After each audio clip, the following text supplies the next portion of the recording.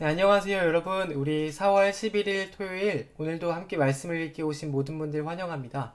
우리 오늘도 기도로 함께 시작하도록 하겠습니다.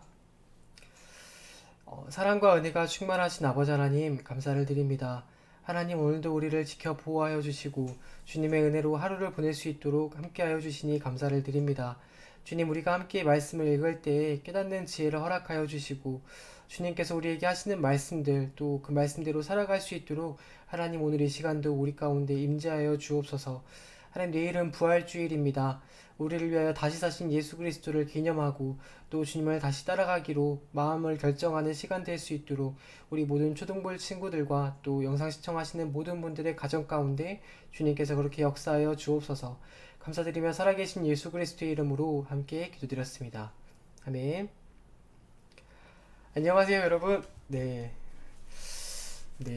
우리 고난주간의 마지막 토요일이죠. 잘 보내고 계신가요? 우리 어제는 함께 어, 우리 함께 성금요일 예배를 드렸어요. 그리고 오늘 우리 그지에 이어서 함께 말씀을 또 읽어보려고 하거든요. 그래서 우리 목요일이죠. 목요일에는 누가복음 1장을 다 읽었어요. 그리고 그 1장의 내용이 세례 요한이 탄생했던 세례 요한의 출생에 대한 기록이 있었던 그 장을 읽었었죠. 그래서 이제 그 마리아가 이 사가랴와 엘리사벳과 함께 3달 정도 머물다가 다시 이 마을로 돌아왔는데 그 이후에 어떤 일이 있었는지 함께 읽어보려고 해요. 오늘도 함께 말씀 읽어보도록 하겠습니다. 오늘 함께 읽을 말씀은 누가복음 2장이에요. 2장 말씀 천천히 읽어볼게요. 그때에 아우구스투스 황제가 칙령을 내려서 온 세계가 호적 등록을 하게 하였는데, 네, 여기서 그 아우구스투스 황제라는 사람이요, 그 BC 27년부터 AD 14년 동안 이제 로마를 통치했던 황제인데, 원래 이름은 이 가이우스 옥타비우스라는 황제였어요. 그런데 이 황제가 나중에 가이우스 율리우스 시저라는 이름으로 스스로 개명을 했거든요. 근데 그 율리우스 시저가 이 사람의 이제 외 증조 할아버지였어요. 그러니까 굉장히 이제 로마를 건국한 사람이잖아요. 로마 제국을 존경하는 그 사람이라서 이름을 개명을 했는데, 이 사람도 마찬가지로 그 당시에 행정적으로 로마에 엄청나게 그 탁월한 지도를 발휘했어요. 지도력을. 그래서 행정 능력이 탁월했고 또 점령한 모든 그 점령지에서 문화나 또 종교나 그 자치의 법 같은 거 있죠. 이런 것들을 어느 정도 인정하면서 곳곳에서 그 예술이나 건축 그리고 문화 이런 것들이 잘 발달할 수 있도록 그 로마 전역을 잘 다스렸던 황제가 바로 이 황제예요. 이 황제가 가이오스 옥타비우스라는 황제인 거죠. 그래서 이 나중에 보면은 이 사람이 이런 지방 행정을 잘 맡아서 했기 때문에 로마가 그때 굉장히 번성을 이뤄요. 번성기를 이루는데 그때 그 세금을 잘 징수하기 위해서 어떤 거를 시행을 하냐면은 인구조사를 시행을 해요. 인구조사. 그래서 인구조사를 하는 이유가 세금을 잘 거두려고 하는 거거든요. 그래서 이제 예수님께서 탄생하는 시기가 걸쳐 있잖아요. BC 27년부터 AD 14년이니까 예수님은 그 0년 그때 그 1년도 0년 그 사이에 태어나신 거죠. 그러니까 예수님께서 태어나셨을 때 인구조사를 하게 됐던 거예요. 나중에 이 이제 그 옥타비우스 황제가 죽고 나서 이 그 로마에 있는 공화정 장로들이 이 사람이 굉장히 훌륭한 사람이라 라고 생각이 돼서 이제 칭호를 줬는데 그 칭호 이름이 바로 아우구스투스라는 황제였어요. 아우구스투스라는 칭호를 그때 준 거예요. 근데 이 칭호의 뜻이 뭐냐면은 위대하고 고귀하고 지극히 숭배받을 만한 황제였다 라는 뜻이래요. 굉장히 지도를 잘했던 거죠. 근데 이 사람이 온 세계에다가 이제 자기 로마 지배에 있는 모든 나라들에게 호적 명령을 하게 되었는데, 이 첫 번째 호적 등록은 구렌요라는 사람이 있었는데, 그 구렌요가 시리아의 총독으로 있었을 때 시행한 것이다. 그러니까 누가가 지금 기록했던 이 시대적인 배경, 예수님께서 탄생하셨던 그 시대적 배경이 이런 로마 황제와 또 그 당시 수리아의 총독은 이 사람이었다. 그러니까 지금 말하면은 우리나라 대통령과 또 서울시장 말하는 거죠. 네, 이렇게 말하면서 이 역사적인 배경의 근거를 들면서 지금 말을 시작하는 거예요. 그래서 모든 사람들이 호적 등록을 하러 저마다 자기 고향으로 갔다. 근데 원래 로마 법에서는 호적 등록, 그러니까 인구 조사할 때 자기가 어디 출신인지 이런 걸 적어내는 거 있잖아요. 근데 그건 어디서냐면은 로마법에서는 자기가 살고 있는 지역에서 했으면 됐어요. 근데 유대인의 법으로는 어디서 하냐면은 자기가 태어났던 고향으로 가서 했어야 했어요. 그러니까 아까 말했듯이 이 옥타비우스 황제가 지방에 있는 그 나라의 법을 조금 인정을 해줬다고 했잖아요. 그러니까 유대인들이 최소한의 자기들 자존심 같은 거죠. 그래서 우리는 우리 식대로 이 인구 조사를 하겠다라고 해서 유대인들은 다 자기 지역으로 가서 자기의 고향으로 가서 인구 조사를 하게 되었던 거예요. 근데 중요한 게 이제 예수님께서 태어나시기 전이니까 예수님의 아버지인 요셉, 그 요셉은 다윗의 가문의 자손이므로 갈릴리의 나사렛 동네 윗지방에서 유대에 있는 베들레헴이라고 하는 다윗의 동네로 자기의 약혼자인 마리아와 함께 그 자기 이름, 호적을 등록하러 올라갔다. 네, 지도 잠깐 볼까요? 한번 지도를 잠깐 보겠습니다. 우리 이 아는 것처럼 나사렛은 자주 봤었죠? 나사렛은 여기 있어요. 북부 지역에. 나사렛은 여기 북부 지역에 있는데 이 베들레헴은 어디 있느냐? 베들레헴은 밑으로 쭉 내려와야 돼요. 쭉 내려와서 이 예루살렘 보면은 예루살렘 바로 밑에 조금 밑에 떨어져 있어요. 거리로 치면은 약 20km 정도 될 거예요. 경로를 한번 찍어볼까요? 예루살렘까지. 네, 24km 정도, 10km밖에 안 되네. 네, 10km 정도. 20km 좀 못 되네요. 10km 정도 돼요. 그러니까 예루살렘이랑 굉장히 가까운 도시인데 산골 지역이었어요. 여기를 이제 잠깐 보겠습니다. 사진을 잠깐 보여줄게요. 이렇게 생겼어요. 굉장히 이 언덕으로 이렇게 되어 있는, 그래서 목자들이 양을 치기에 굉장히 좋은 그런 동네가 바로 이 베들레헴이에요. 베들레헴이란 뜻은 베이트 레헴이라고 해가지고 빵집, 빵을 굽는 집이다 라는 뜻이에요. 레헴이 빵이거든요. 그러니까 빵집, 그런 뜻이고, 여기서 이제 예수님께서 탄생하신 거죠. 네, 그래서 이제 마리아와 결혼을 하기 전인데 마리아를 함께 데리고 베들레헴으로 갔어요. 네, 네. 그러니까 아무래도 그 마리아가 임신을 한 상태잖아요. 그런데 결혼 전에 이제 임신을 했기 때문에 사람들이 굉장히 안 좋게 생각을 할 수 있으니까 이 요셉이 마리아가 임신을 했다는 사실을 천사에게 듣고 나서 바로 자기 집으로 데리고 왔어요. 예, 그리고 그때부터 같이 살기 시작하면서 지금 이 베들레헴까지 자기 고향으로 같이 데리고 간 거예요. 네. 근데 그때 이 마리아는 임신 중이었는데 그들이 거기에 머물러 있는 동안에 마리아가 해산할 날이 다 되었다. 그래서 마리아가 첫 아들을 낳아서 포대기에 싸서 구유에 눕혀두었다. 왜냐면은 여관에는 여관에는 그들이 들어갈 방이 없었기 때문이다. 근데 그때 이제 베들레헴으로 인구 조사를 하러 온 사람들이 굉장히 많아가지고 들어갈 방이 없어서 예수님께서는 어디에서 탄생하셨냐면은 그 말 있죠, 말. 여관에 보면은 말을 이렇게 놓는 그 마구간이 있는데 그 마구간에 이 말이 먹는 밥, 구유, 거기에 예수님께서 딱 누이셨어요. 탄생하시고 나서. 이 예수님의 생일에 대해서 잠깐 말씀을 드릴 건데, 여러분, 우리 크리스마스가 12월 25일이죠? 네, 12월 25일인데, 원래는 그날이 예수님께서 탄생하신 날은 아니에요. 원래 예수님께서 탄생하신 날은 언제인지 정확하게 몰라요.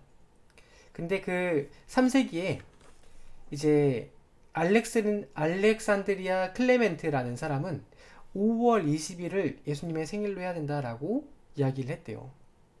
그런데 지금 우리가 알고 있는 것처럼 12월 24일, 12월 25일, 그날이 이제 크리스마스인 거는 이제 336년에 로마의 신중에서 이 태양의 정의의 태양이라는 신이 있었는데 그 정의의 태양이라는 신이 탄생했다고 생각되는 날이 그날이래요. 그래서 이 예수님의 생일을 그날로 이제 한 거죠. 그 어떤 사람들, 많은 분들이 이제 그렇게 생각하시는 분들이 계세요.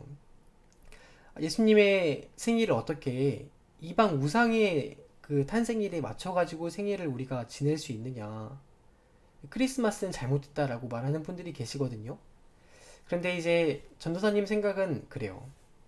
이게 어떻게 보면은 문화 선교라고 할 수 있는데, 여러분 그 당시에 그 로마에서 이 태양신, 정의의 태양이라는 신, 그 정의의 태양이라는 신이 탄생했던 12월 25일은 어떤 날이었냐면은 그 정의의 태양 신에게 가서 이렇게 우상 숭배한 날이었어요. 그래서 그 태양신에게 가서 절하고 막 그 태양신을 기념하고 하는 행사였는데, 이날이 이제 예수님의 탄생일로 바뀌고 나서 태양신을 숭배했던 우상 숭배가 사라졌어요. 잘한 거 아닌가요? 잘한 거죠. 예수님의 생일은 언제인지 정확하게 모르거든요. 근데 오히려 이 예수님의 생일을 그 태양신의 생일로 대체를 함으로써 태양신의 그 제사를 지냈던 그 날이 사라져 버린 거예요. 굉장히 잘한 거라고 생각을 하는데, 이런 게 문화선교라고 하는 거죠.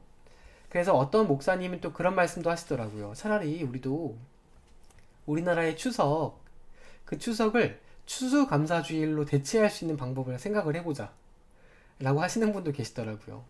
추석에 많은 분들이 이제 모여가지고 제사 지내니까, 근데 그날을 오히려 이제 추수감사주일로 같이 이제 기뻐하는, 축복해주는 날로 바꿀 수 있는 방법이 뭐가 있을까 고민하시는 분도 계시더라고요. 근데 그런 거라는 거죠, 이 크리스마스가. 정확한 날은 12월 25일은 아니에요. 그런데 우리가 이제 예수님의 탄생일을 그날로 기념을 하는 거죠.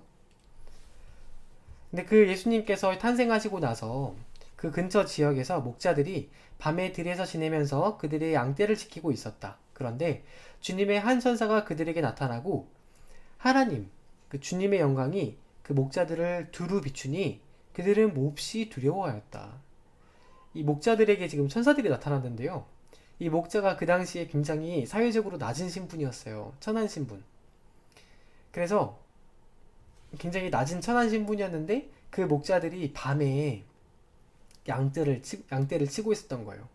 그러니까 이제 보통 4월부터 11월까지 팔레스타인 지역에서는 이 밤에 너무 추워지기 전까지는 목자들이 밤에도 같이 이제 세교대, 삼교대 이렇게 사교대 해가지고 이 양을 지키면서 밤에도 방목을 하는, 그런 목축을 하는 사람들이 있어요. 그런 목자들이 있는데, 이 목자들도 마찬가지로 3명, 4명 정도 모여가지고 같이 양을 치고 있었던 거죠, 밤에. 그런데 그때 천사들이 나타났죠. 천사가 그들에게 말하였다. 두려워하지 말아라. 두려워하니까 나는 온 백성에게 큰 기쁨이 될 소식을 너희에게 전하여 준다.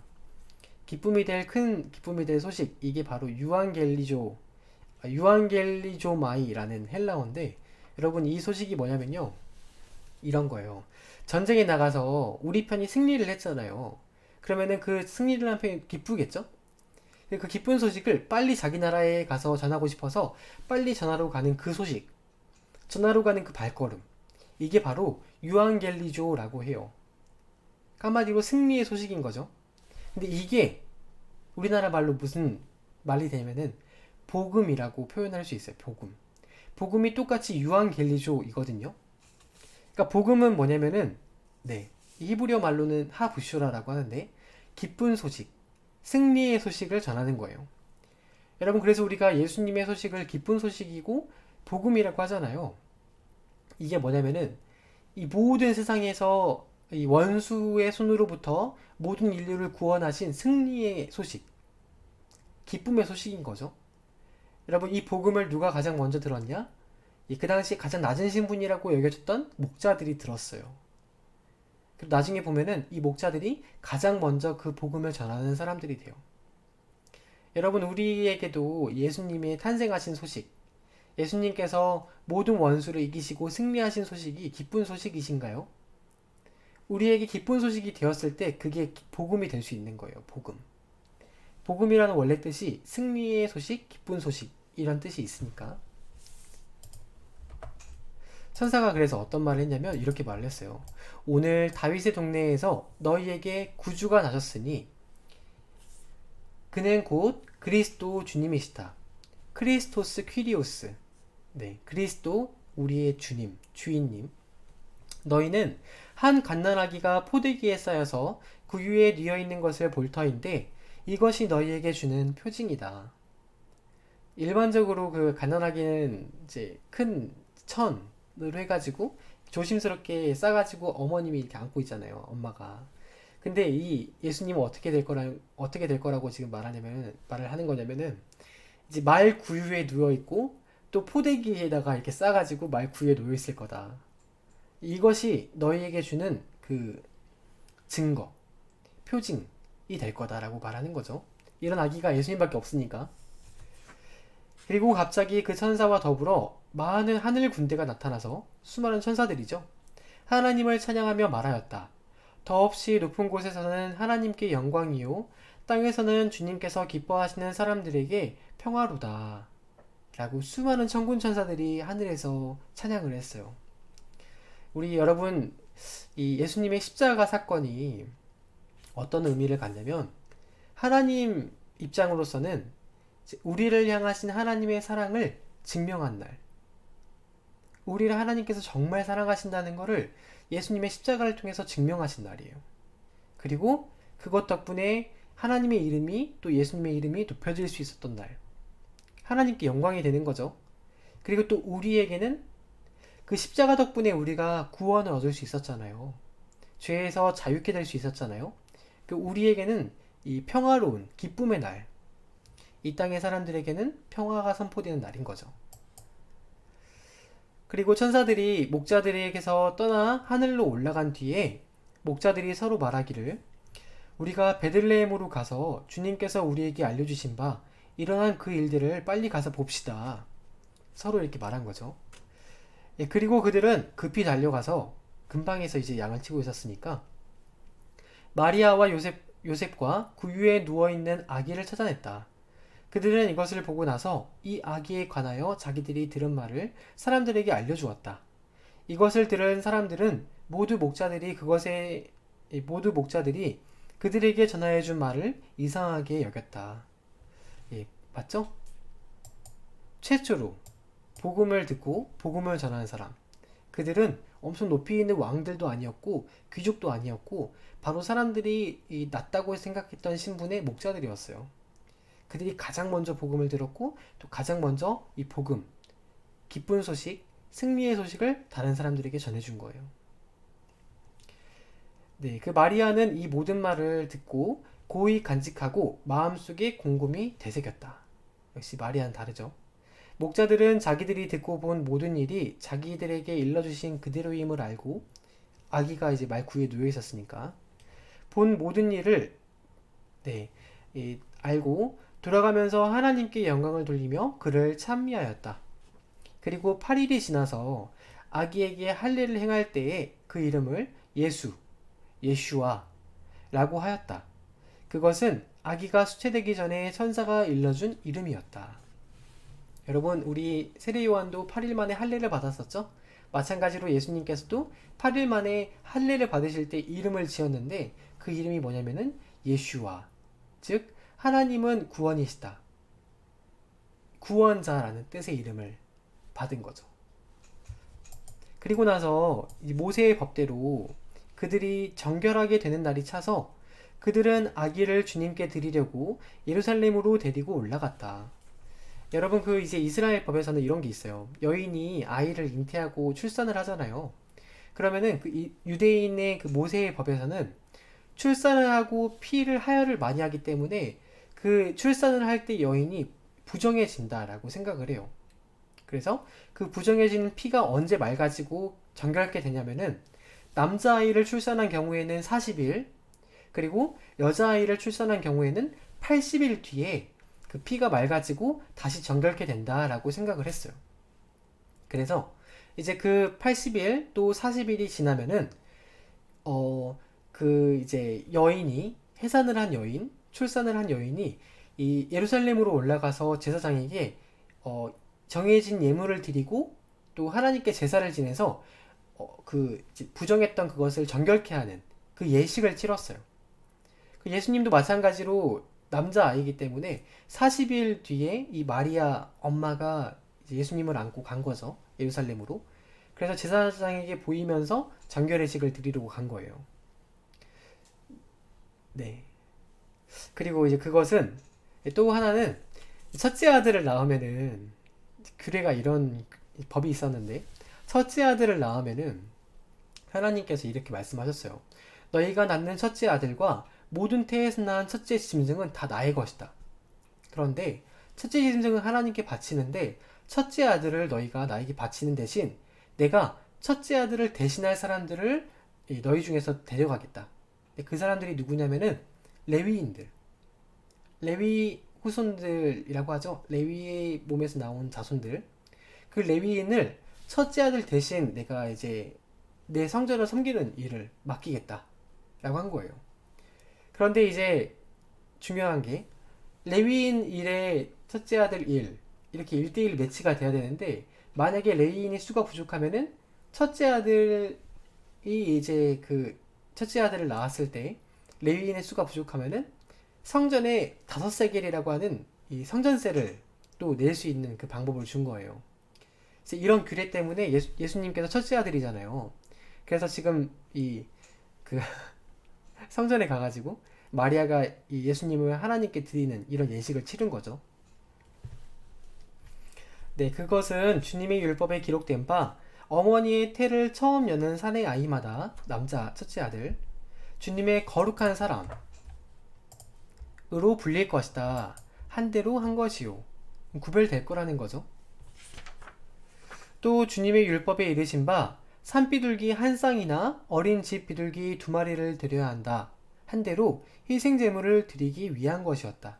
이게 바로 아까 말씀드렸던 그 정결케 되는 예물이에요. 근데 여러분 이 정결 예물이 다 알죠?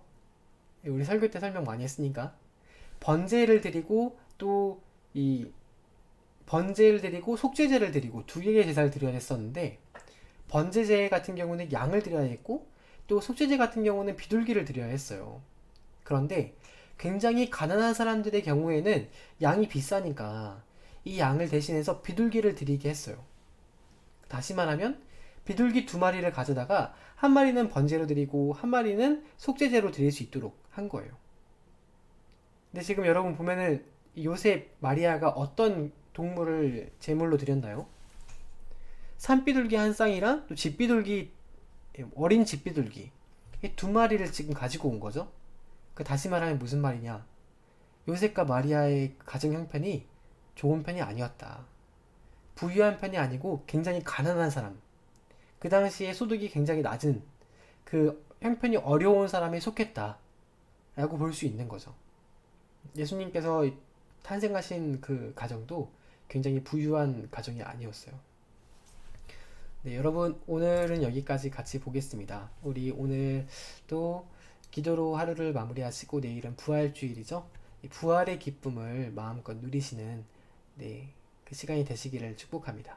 우리 부활절 달걀, 부활절 계란 또 행사 있는 거 알죠? 여러분 예쁘게 잘 꾸며가지고 우리 선생님들께 또는 전도사님에게 사진 카톡이나 문자로 사진을 보내주세요.